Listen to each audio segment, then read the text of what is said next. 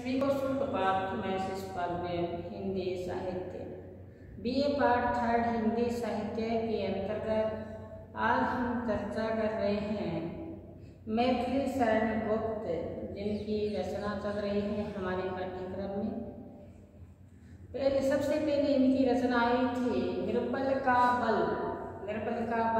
और आपसे पूछूं दूसरी इनकी कौन सी रचना थी, तो दूसरी इनकी रचना कौन सी थी? आपको पता है कि कुछ न पूछ मैंने क्या गाया।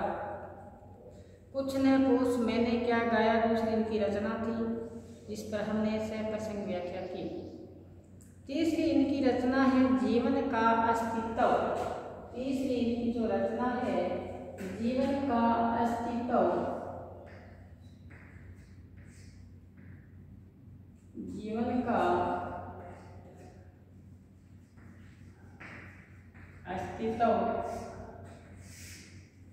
जीव तुझे हुई भ्रांति, जीव तुझे हुई भ्रांति, शांति नहीं ये है तो श्रांति। शांति नहीं ये तो शांति, इस पर हम चर्चा कर रहे थे।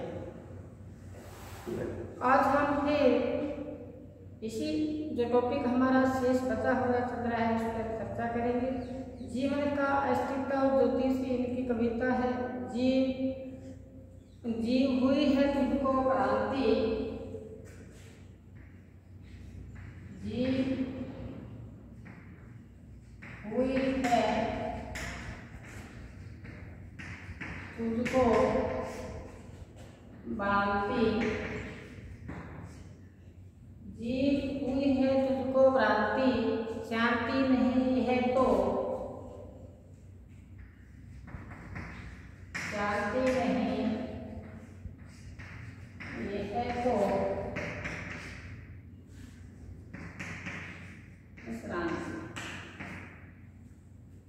कहते हैं कि परिश्रम करने के बाद शरीर में आई स्थिरता और थकावट के कारण आप कहते हैं लेट जाते हो और आप कहते हो हमें शांति मिल चुकी है। तो कवि यहाँ सांसारिक जीवन में आलस्य को त्याग कर हमें प्रगति के रास्ते पर आगे बढ़ने का संदेश दिया है। सदैव हमें गतिशील रहने का संकेत देते हुए इस कविता में बताया है कि जी तुझे भ्रांति हुई है। कौन सी भ्रांति? कि आज हमें शांति मिल चुकी है, लेकिन कहते हैं ये शांति नहीं है, ये तो परिश्रम करने के बाद शरीर में आई थकावट है। और उस थकावट को आप जैसे ही आराम कर रहे हो, आप शांति मान रहे हो, तो शांति नहीं है, ये श्रांति है। हमें अपने कार्य में आगे से आगे कदम दर कदम बढ़ना है। कहते हैं ना रहीम कि एक सादे सब सदे सब सादे सब जाए, रहमत मुँह सिद्धि को फूल फले आगाए। कहते हैं फिर एक कार्य को करो फिर दूसरे कार्य को करो, इसी प्रकार से आगे से आगे हम कदम दर कदम चलना ही चलना है, रुकना नहीं है। ये हमें संदेश दिया कि जीव तुझे हुई भ्रांति, ये शांति नहीं ये तो है श्रांति। शांति नहीं ये तो है श्रांति। आगे देखो, अरे किवाड़ खोल उठ, अरे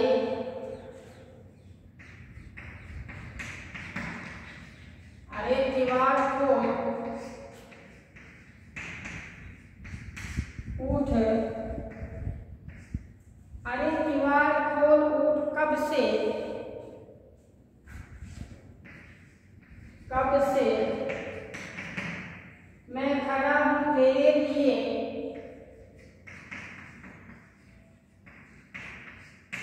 खड़ा हूँ तेरे लिए। क्या बताते हैं कवि यहाँ पे कि आप जिसको शांति समझ रहे हैं वो शांति नहीं है, वो शरीर की थकावट है। इसलिए हे मानव उठो और किवाड़ को खोलो, जो आपने दरवाजे बंद कर रखा है, घट रूपी दरवाजा बंद कर रखा है, उसको खोलो। और कब तक मैं तुम्हारी प्रतीक्षा में बाहर खड़ा हूँ, यानी कि प्रगति सहने वाला मैं आपका दरवाजे पे खड़ा हूँ कि आप लेटे हुए हो और दरवाज़ा बंद कर दिया है। तो कहते हैं मैं तो आपके लिए दरवाजे पे आया हुआ हूँ और आप दरवाज़ा बंद करके पड़े हो, आराम कर रहे हो। तो क्या बताया आगे देखो, मैं सोच रहा है क्या मन ही मन में सोच रहा है, सोच रहा है मन ही मन, सोच रहा है मन ही मन, मृतक तुल्य तू पड़ा,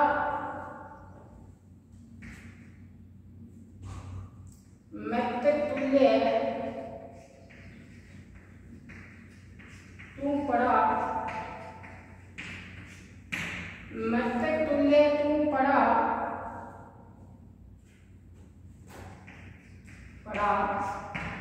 कहते हैं कि इस प्रकार से इच्छाओं को त्याग कर एक मृतक की भांति आप अपने घर के दरवाजे बंद करके पड़ा है। तो आपको क्या रहना है, कर्मनिष्ठ रहना है। थकान, अगर कर्मनिष्ठ नहीं रहे तो थकान आपकी बढ़ जाती है और इसे शांति नहीं कहते, इसे शांति कहते हैं। और ये तो क्या है कि जैसे ही कार्य करने के बाद में आई हुई थकावट है और आप इसको शांति मान रहे हो। यहाँ कवि ने सांसारिक जीवन की सार्थकता है जो उसको यथार्थता की वेदना की गई है। इस कविता में आलस्य प्रमाद को त्याग कर मुक्त रहने का यहाँ संदेश दिया है कि हमें मुक्त रहना है। यहाँ ये जो शब्द है ये तत्सम प्रधान शब्द है। तो कवि ने बताया कि तुम मृतक तुल्य यहाँ पड़ा है, बढ़ती जाती क्रांति, बढ़ती जाती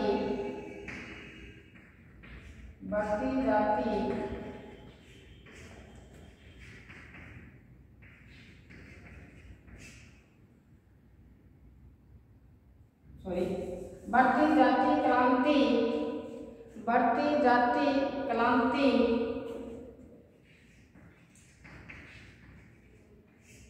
शांति नहीं, ये तो है शांति। तो कहते हैं कि आपको ये जो शरीर में थकावट है ये आगे से आगे बढ़ती जाएगी, इसलिए आपको प्रगतिशील रहना है, आलस्य प्रमाद को त्याग कर आगे बढ़ना है। ये हमारी कविता यहाँ से हमने शुरू की थी। और इसी प्रकार आगे क्या बताए, अपने आप गिरा बैठा है, अपने आप घेरे बैठा है, अपने आप घेरे बैठा है, तू छोटे से घेरे में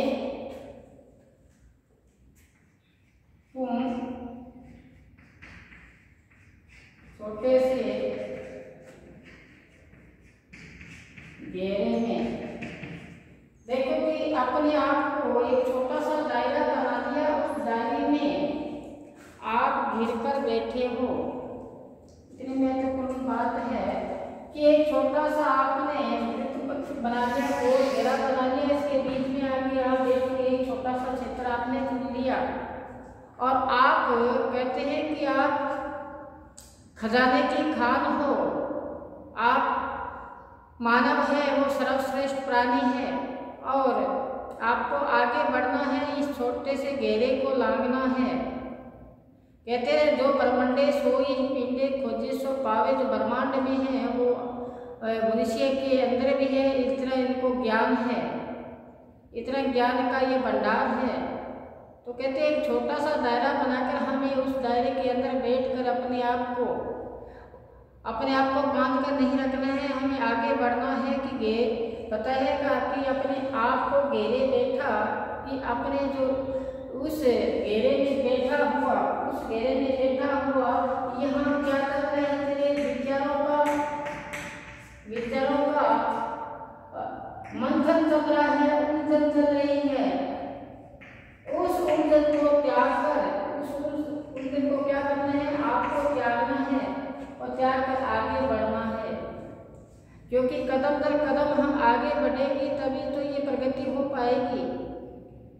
कहते ना धीरे ही सही लेकिन बढ़ते रहना है आगे से दे।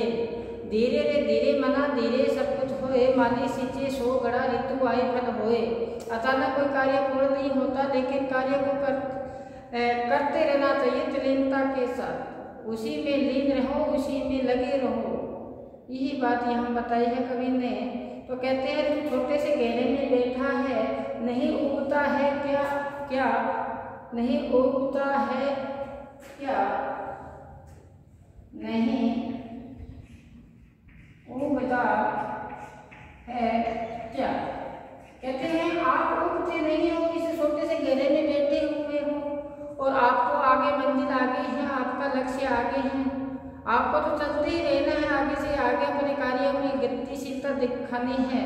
तो एक छोटा सा दायरा बनाकर, छोटा सा घेरा बनाकर उसमें आप अपने विचारों का उथल पुथल चल रही है, उस विचारों को त्याग कर सकारात्मक विचारों को आगे की ओर बढ़ाना है। तो इसमें कवि ने ये संदेश दिया। तो ये जो हमने 4 पंक्तियां है, इस पंक्तियों को अपने रजिस्टर में अंकित करेंगे। चलते हैं हम आगे।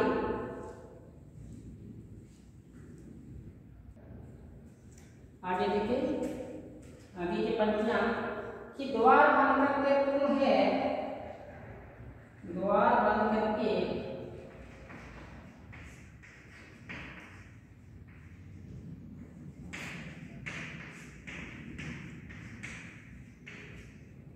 द्वार बंद करके तुम है, चैन नहीं पाता डर से,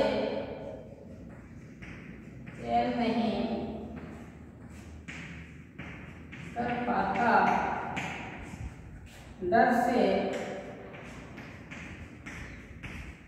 कहते हैं कि आपने दरवाजा बंद कर दिया और दरवाजे बंद करके अंदर बैठा है, इसलिए आप उस दरवाजे के अंदर आपने विचारों का उतर पुतर आपके चल रही है, इसलिए आपको चैन नहीं मिल पाता, यानी आपको शांति नहीं मिल पाती है।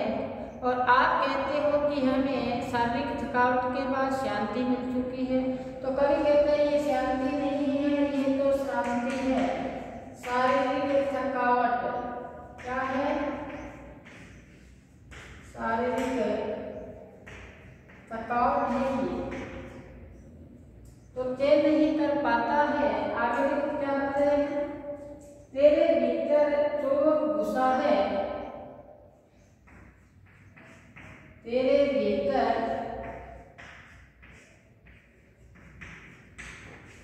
चोर घुसा है, तेरे भीतर चोर घुसा है। देखो कितनी महत्वपूर्ण बात कही है। हम कहते हैं कि नकारात्मक विचारों का जो आपके अंदर मंथन चल रहा है, इसे निकाल जो दूसरे को पछाड़ने की जो वृत्ति है, वो आपके अंदर चोर घुसा हुआ है अंदर तेरे, और इसलिए तेरे को सदैव क्या रहता है, डर रहता है। तो अंदर तू भरमग्रस्त दुर्भाग्य से तेरा हृदय भरा पड़ा है, और अपने हृदय को इससे बाहर निकाल और अपने कार्य कुशलता है उसमें निवेदता ला। तो तेरे हृदय के अंदर क्या है, चोर घुसा हुआ है। आगे क्या कहते हैं, उसको तो निकाल घर से, उसको तो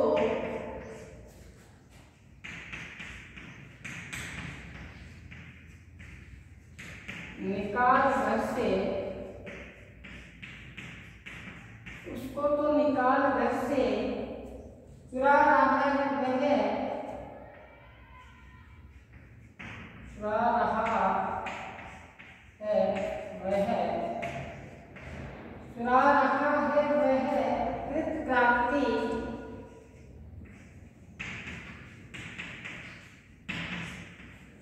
चुरा रहा है वो कृत क्रांति जिस जीवन के रक्षणार्थ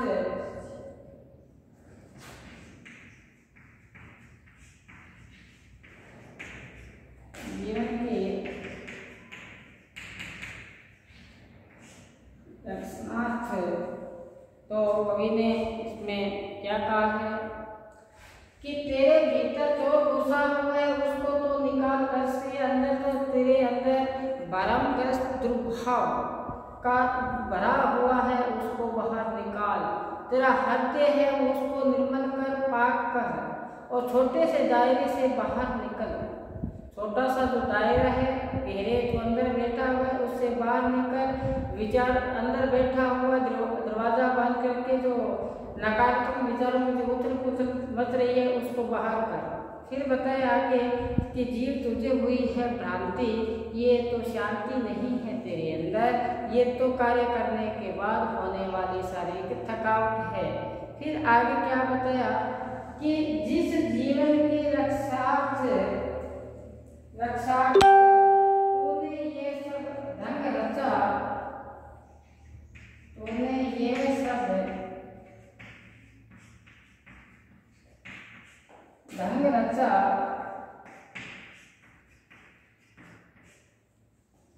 तूने यह सब ढंग रचा, होकर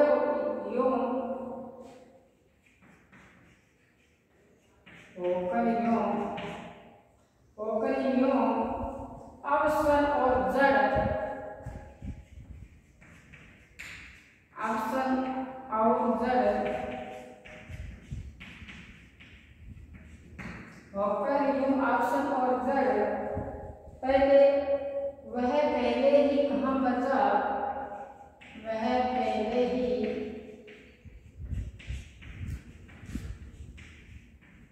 कहाँ बचा,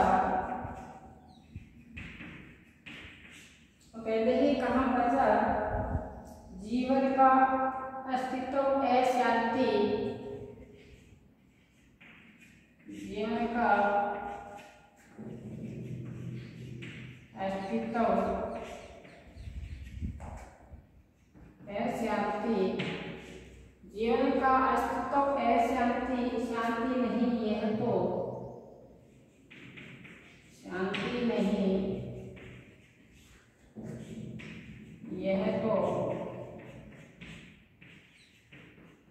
शांति। ये हमारी कविता यहाँ पूर्ण होती है, इसका हम व्याख्या करते हैं आगे। तो क्या बताया देखो कि चुरा रहा है वह कृत क्रांति, जिस जीवन के रक्षणार्थ तूने ये सब ढंग रचा, होकर यूं अवसन और जड़, वह पहले ही कहाँ बचा, जीवन का अस्तित्व अशांति, शांति नहीं है तो शांति। तो कवि ने इसमें क्या बताया, इसी क्रम में आगे कवि कहता है कि जिस जीवन की रक्षा करने के लिए तुमने ये तरीका अपनाया वो गलत है। जीवन जीने का जो ढंग आपने तरीका जो अपना रखा है वो गलत है। तूने ये सब ढंग रचा जीवन के रक्षा हेतु, तो कहते हैं ये ढंग है जो आपका गलत है, क्योंकि यह आचरण तुम्हें उदास और अवचेतनता पैदा करता है। ये जो इसमें आपको जड़ बना देगा, अवसन बना देगा। इस प्रकार से जो आपने दरवाजा बंद करके इस अपने आप को गहरा बना के बैठा है, ये आपको जड़ बना देगा, अवसन बना देगा। यानी कि अवसन का आशय उदासी भरा आपका जो वातावरण है वो पैदा कर देगा। तो कहते हैं कि तूने ये इस प्रकार का ढंग रच लिया, होकर अवसन और जड़, पहले ही कहाँ बचा, जीवन का अस्तित्व है शांति। तो जीवन का जो अस्तित्व है वो चुप रहने, उदास रहने का अस्तित्व खतरे में पड़ा हुआ है। इस प्रकार से आप अगर उदास रहे जीवन में क्या रहे, उदास रहे तो चुप रहे, मौन रहे, तो आपका जो जीवन है वो खतरे में पड़ जाएगा। तो कवि ने कहा है कि शारीरिक थकावट जो आई है उसको शांति नहीं मानते हुए ये शांति को मानो और अपने कार्य में आगे से आगे बढ़ते जाओ। तो ये हमारी कविता थी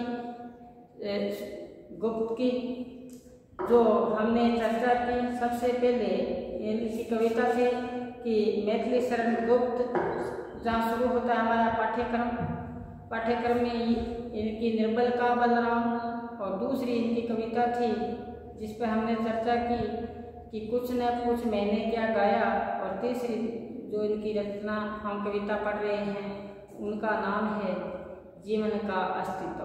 तो इन तीनों कविताओं पर हमने इनकी सप्रसंग व्याख्या की। मैं आशा करता हूँ कि ये जो तीनों कविताएं हैं आपको अच्छी तरह से सुन में आ गई होगी। अगर आपको कहीं बाधा, कहीं समस्या आ रही हो तो मेरे को अवगत करवाएं। इसके बारे में हम आप मेरे को बताएं तो मैं इसमें सुधार करने के बारे में आगे हम विचार करेंगे। तो आज हमने जितना तीन कविताएं पढ़ाई, इसके बाद में जैसे हमारा तो पाठ्यक्रम है आपको अवगत करवाया गया है कि हमारा पाठ्यक्रम क्या है। फर्स्ट इकाई में, सेकेंड इकाई में, ये सेकेंड इकाई चल रही है सबसे पहले, कि इससे पहले संभोग जो फर्स्ट इकाई है उसको बाद में करवाएंगे। अब जो आगे है महादेवी वर्मा, वो हम उस पर चर्चा करेंगे।